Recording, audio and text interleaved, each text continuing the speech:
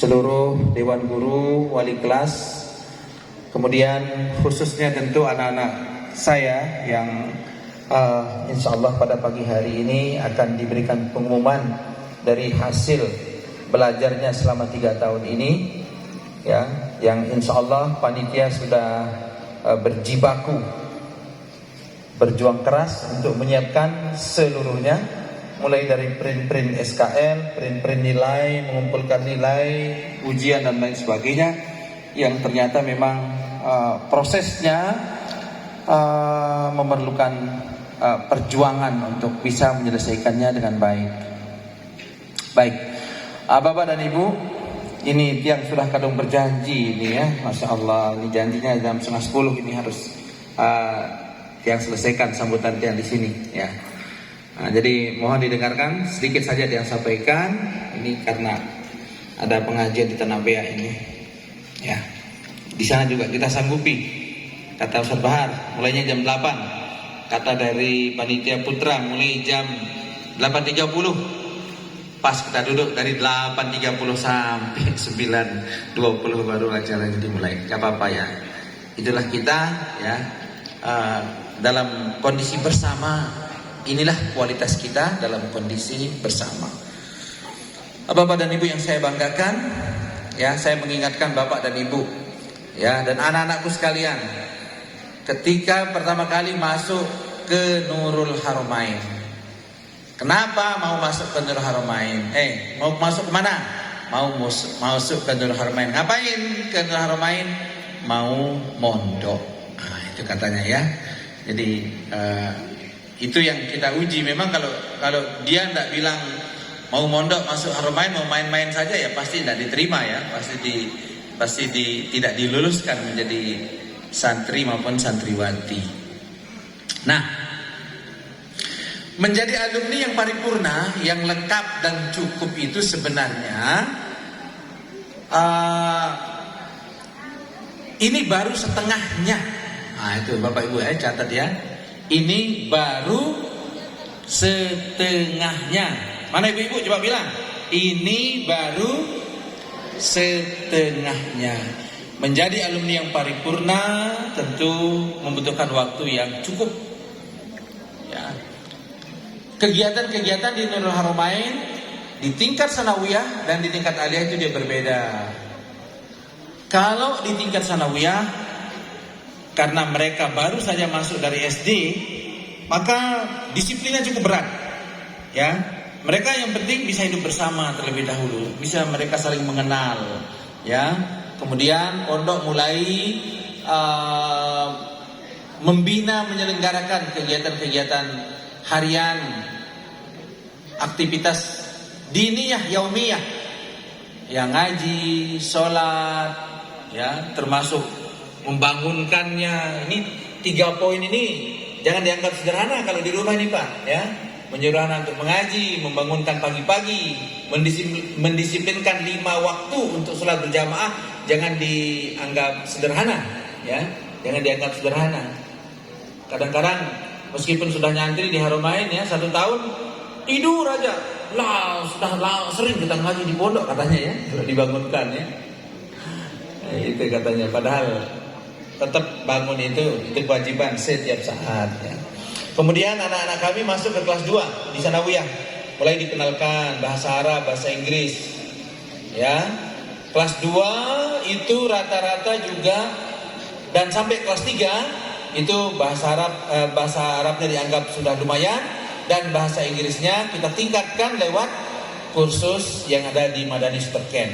Nah, jadi bapak-bapak dan ibu, tiang mohon jangan bersedih ya kalau anak-anaknya tidak berbunyi bahasa Inggris di rumahnya. Tidak berbunyi bukan berarti nggak bisa. Ya, kalau guru-guru bahasa Inggris lawan aja anaknya ngomong bahasa Inggris ya. Insya Allah kemampuan itu ya nanti muncul kembali dia. Ya, karena selama 3 bulan mereka sudah di training, insya Allah cukup baik oleh tutor-tutornya, dilatih setiap saat, dan terbukti ya kalau akhirnya terpaksa ada di antara anak-anak kita yang melanjutkan ya di luar Haramain, misalnya ada yang di MAN 1, MAN 2, SMA mana. Alhamdulillah kalau bahasa Inggrisnya biasanya lebih unggul dibandingkan dengan teman-temannya yang lain. Jadi kemampuan bahasa Inggris yang sudah ditingkatkan terutama di Madani Super Camp itu alhamdulillah terasa ya, terasa. Di perguruan tinggi juga semakin terasa ya.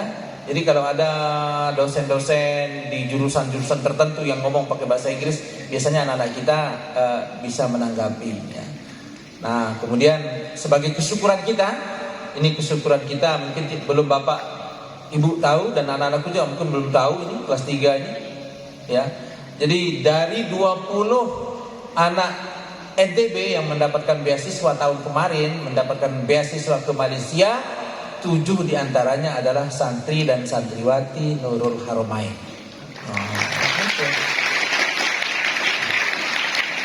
Kemudian saya tanya mereka, kok kamu bisa lulus ini 7-7-nya ini? Nah ternyata khusus untuk anak-anak yang mondok dan ketahuan dari Nurul Haramain, langsung diwawancarai dari pihak universitas yang ada di Malaysia itu, diwawancarai menggunakan bahasa Inggris. Nah itu laporan alumni itu ya. Kamu bisa? Ya kalau mereka tidak bisa ya tidak diterima lah Pak, gitu kan. Itu logikanya. Ya itu yang membuat mereka begitu diwawancarai pakai bahasa Inggris, mungkin tidak lama ya akhirnya alhamdulillah anak-anak kita bisa diterima. Jadi ada 7 orang ya, 7 orang yang sedang belajar di Malaysia mendapatkan beasiswa dari NTB ya. Terima kasih pemerintah NTB ya. Nah, anak-anak kita Bapak dan Ibu ya. Jadi kalau kelas 3 sanawiyah saja, catat ini baik sudah anak-anaknya, tapi belum sempurna. Itu yang kami maksudkan, itu belum paripurna. Nah, tapi dari pengalaman-pengalaman kita ya, yang paling banyak gangguan ini di kelas 3 ini ya. Wah, begitu dia libur kelas 3 ini ya, langsung diajak main dengan temannya yang dulu-dulu itu. Ayo kita ke sini, ayo kita ke sini, ayo kita ke sini. Ayo minta dibelikan HP oleh bapaknya. Semua pegang HP sekarang ya. Colet siang malam. Nah, kenapa saya sampaikan bahwa ini belum paripurna karena pengendalian diri anak-anak kita itu belum sempurna Bapak dan Ibu. Belum sempurna. Ya, saya katakan dia akan bisa mengendalikan diri lebih sempurna kalau dia sudah bisa menyelesaikan tingkat aliyah di Nurul Haramain. Coba kita lihat anak-anak kita di perbedaan antara sanawiyah dan aliyah ya. Kalau di sanawiyah itu alhamdulillah disiplin bahasa sudah mulai, pengenalan aktivitas beragama tetap dijalankan ya. Kemudian sampai di kelas 3 pelajaran kita hampir sama dengan di luar. Pengetahuan umum insya Allah setara dengan anak-anak SMP ya, kalau lebih rajin lebih baik ya. Tapi kalau bahasa Inggris insya Allah lebih baik ya, yakin saya lebih baik ya, lebih baik kalau bahasa Inggrisnya.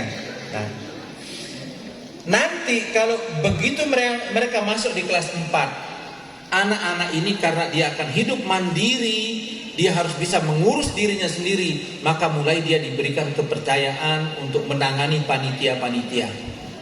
Ada panitia yang besar di Nurul Haramain ini yang kita sebut dengan Nurul Haramain Scout Camp Competition.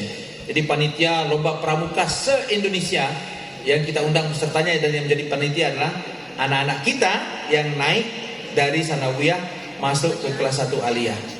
Kemudian mereka juga mempanitiai, ada lomba pidato, ada lomba baca Al-Quran, lomba itu kita berikan kesempatan karena mereka harus sudah bisa mengurus kawan-kawannya dan termasuk mengurus dirinya dengan melibatkan mereka di kepanitiaan.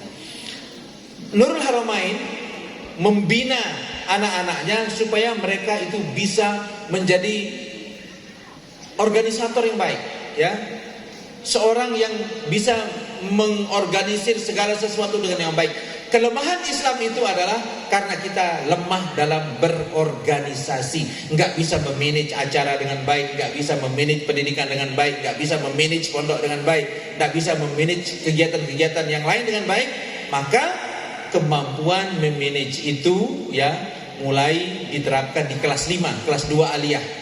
Untuk kelas 11 mereka diberikan kepercayaan untuk mengurus asrama-asrama ya. mereka membina adik-adiknya. Kemudian mereka juga mulai di kelas 5 itu diberikan juga pengetahuan-pengetahuan keorganisasian.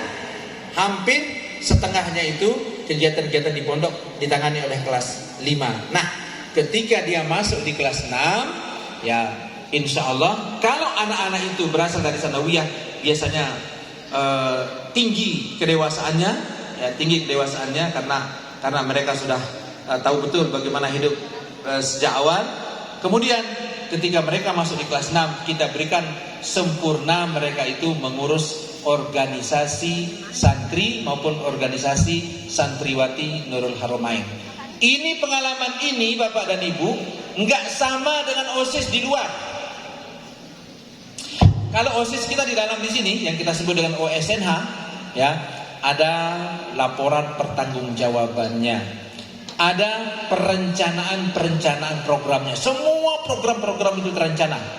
Ada berapa bagian sekarang? 17, 18?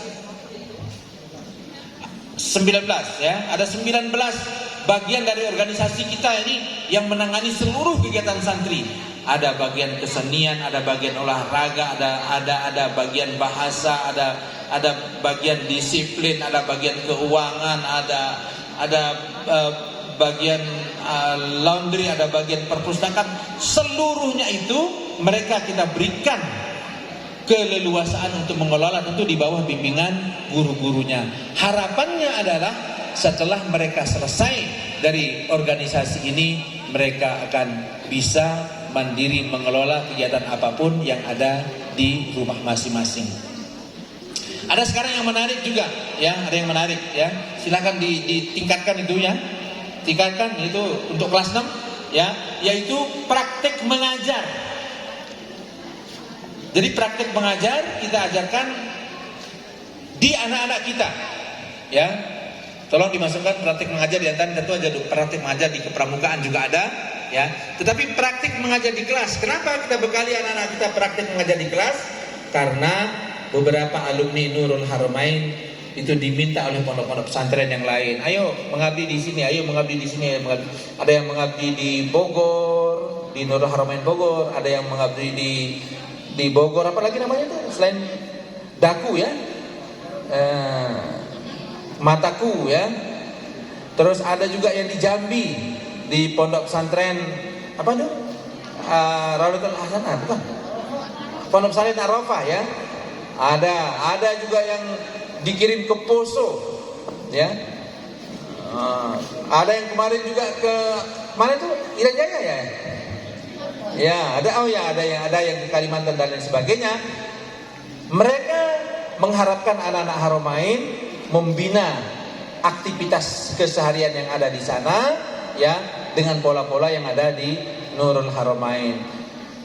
Termasuk juga yang di Sulawesi di pondoknya Saudara Amaluddin Al-Bututu. Itu dia minta 6 orang katanya ya. Dia minta yang 3 orang bisa ngurus bahasa Inggris, kemudian yang lain yang pintar pramuka dan yang pintar IT ya. Nah, ternyata anak-anak Nurul Haramain itu bisa memanfaatkan pengalaman-pengalaman hidupnya di pondok pesantren Nurul Haramain. Tapi sampai hari ini saya belum pernah mendengar memang ya, kalau ada alumni Nurul Haramain sanawiyah yang diminta mengabdi di Jambi, belum ada ya. Gimana belum sempat jadi pengurus organisasi, nggak ada pengalaman. Angak kamu nanti di sana ya. Jadi Bapak dan Ibu, memang saya maklumi anak-anak saya maklumi semua. Saya tahu itu semua bahwa kadang-kadang dalam proses pendidikan itu kita merasakan kebosanan, kita merasakan kelelahan. Ada anak-anak kita lanjut nak di pondok, sudah boleh pondok kan hama aneh. Saking lelahnya mau enggak ada. Ya itu namanya anak-anakku ya, itu zulul ta'allum ya. Beratnya belajar. Catat kalau kamu belum pernah mencatat. Kalau kamu tidak merasakan beratnya belajar, berarti kamu tidak mendapatkan sesuatu dari pengetahuan yang kamu pelajari. Tapi kalau kita merasa ya Allah, kalau EPR, ya kalau lah ini tunduk pegawaian, kamu sedang berkembang. Tapi kalau gimana sekolah di sana, wah enak, PR enggak ada PR. Terus gimana? Lebih senang kita gurunya kalau udah masuk. Iya, begitu jadi alumni nganggak segala-galanya nggak bisa. Gimana dari Romain? Romain lampu terpaksa. Gimana pramuka lah, wajib kamu pramuka. Dia nggak sadar begitu jadi alumni. Silahkan Anda membimbing pramuka di sini. Yuk, kok saya dibimbing? Karena Anda sudah jadi banyak waktu di Haramain pramuka. Ternyata dia bisa menangani. Dulu bosan dia, ya.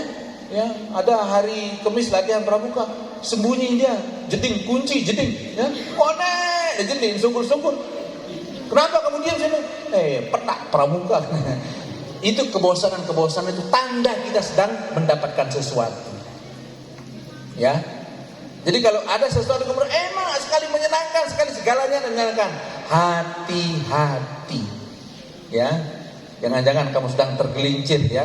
Kamu sedang tidak mendapatkan peningkatan kualitas, hanya merasakan enak. Hari ini kita berenak-enak, nangis kita nanti di masa depan kita ya. Tapi kalau hari ini kita berlelah-lelah menuntut ilmu, berlelah-lelah belajar keterampilan, berlelah-lelah menguasai skill-skill tertentu, nanti ringan jadinya kita hidup di masa-masa yang akan datang. Nah, jadi begitu.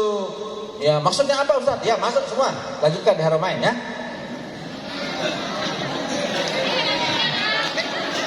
Ya, iyalah, ya bagi kami, ya kami serahkan semua kepada yang di atas ya. Ya Allah, kalau anak-anak melanjutkan di sini ya, doakan kami agar kami kuat menghadapi mereka dan tetap meningkatkan kemampuan mereka. Kalau tidak, mudah-mudahan mereka juga di luar berprestasi, membawa nama Haramain ya. Pegang nama Haramain, tingkatkan prestasi, jangan pernah mau kalah sama siapapun untuk hal-hal yang baik gitu ya. Ya, untuk hal-hal yang baik, bukan enggak mau kalah dalam urusan nganggur, enggak mau kalah dalam urusan main-main, enggak mau kalah dalam urusan apa namanya itu ya. Itu enggak kita inginkan ya, enggak kita inginkan. Nah, jadi Bapak dan Ibu yang terima kasih yang sudah menyatakan akan melanjutkan Haramain, kami sudah mendapatkan catatannya ya. Yang belum masih ada kesempatan untuk berubah pikiran ya. Ya, setelah mendengar penjelasan Ustaz tadi saya berubah, ya sudah ya berubah cepat. Ya, segera kita program-program bagus insyaallah akan tetap ada di pondok kita ya. Insyaallah akan terus kita tingkatkan fasilitas kita akan tingkatkan, kualitas insya Allah akan kita tingkatkan, sehingga nanti semakin lama Nurul Haramain semakin baik dan semakin maju. Jadi itu. Nah, saya sudah lewat melebihi 10 menit dari yang sudah saya janjikan kepada. Ini karena dua-duanya saya iakan ya. Ini saya iakan di sini juga datang lebih cepat, ternyata terlambat kita mulai. Jadi Bapak dan Ibu, anak-anak semua, Dewan Guru, saya mohon maaf ya. Ini al-wa'du dainun, janji harus ditepati. Tapi saya merasa bahwa apa yang ingin saya sampaikan, saya sudah sampaikan semuanya kepada wali, kepada anak-anakku, kepada guru-guru saya sudah sampaikan semua. Nanti hal-hal yang lain mengenai kriteria kelulusan, apa yang lulus bersyarat, tidak bersyarat, lulus boleh melanjutkan di Haramain, ada lulus tidak boleh melanjutkan di Haramain ya. Kemudian nilai dan lain sebagainya. Mungkin kalau ada yang berprestasi sekarang ada dikasih hadiah enggak? Oh, sudah ada ya. Kita menghargai anak-anak kita yang berprestasi ya. Ini untuk yang jadi juara kita kasih ya. Bapak dan Ibu yang mendalami makna pemberian hadiah ya. Dia lain di Haramain itu. Haramain itu bukan menghargai nilainya, Pak, tapi menghargai kerajinannya belajar. Karena dia rajin belajar, nilainya bagus. Gitu aja anaknya ya. Ya, bukti dari rajinnya belajar itu nilainya bagus. Jadi bukan semata-mata karena tingginya nilai. Kita menghargai semangat dan kerajinan anak-anak kita yang belajar. Jadi sekali lagi Bapak dan Ibu, saya mohon maaf ini karena saya sudah berjanji sih maunya nemenin sampai akhir ya, maunya nunggu semua Bapak dan Ibu ini. Ya udah. Tulis semua itu lanjut biar enggak usah kita mikir panjang-panjang ya. Udah ngapain di luar nanti enggak karuan nanti pergaulannya. Kita khawatir begitu. Enggak sih selalu negatif tapi kayaknya sih lebih bagus di sini aja gitu ya. Ya. Ya, silakan aja, silakan saja. Ya. Saya mohon maaf sekali lagi. Tiang harus menunaikan janji Tiang yang Tiang sampaikan tadi. Tiang hanya bisa menemani sampai saat ini, tapi semua sudah Tiang sampaikan. Hal-hal yang lain nanti akan diselesaikan oleh Ustaz Haji Ahmad Saifuddin, Ustaz Suryani, kemudian ada bagian pengasuhan, ada Ustaz Anwar dan lain sebagainya. Ya, insya Allah nanti akan dituntaskan semua yang berhubungan dengan pengumuman kelulusan ini.